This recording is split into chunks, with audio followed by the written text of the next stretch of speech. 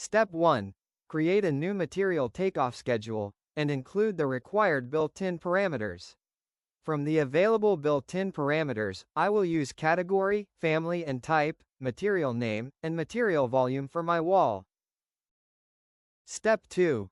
Create a new shared parameter for density and load it into the project, since density is not a built-in material parameter.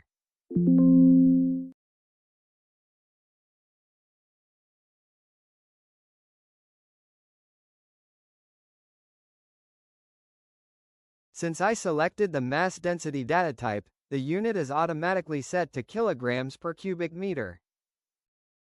Load the shared parameter into the project.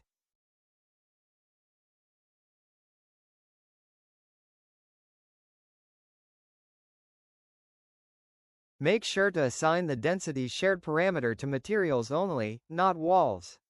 Otherwise, it will apply to the whole wall as one object, instead of each material layer inside it.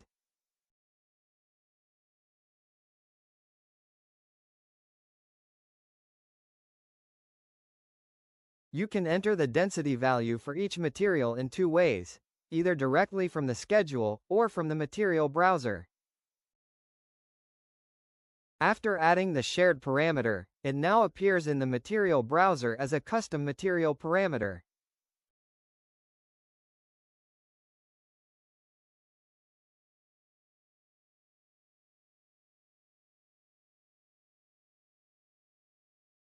And finally, step 4.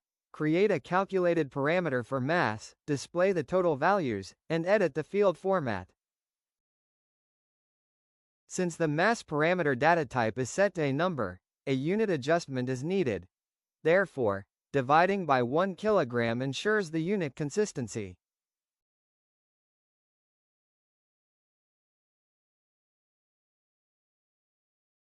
Now let's display the total mass of the wall.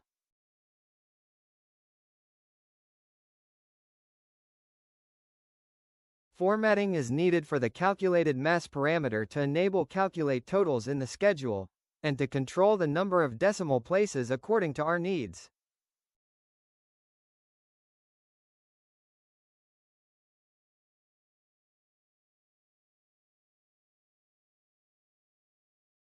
Thank you for watching.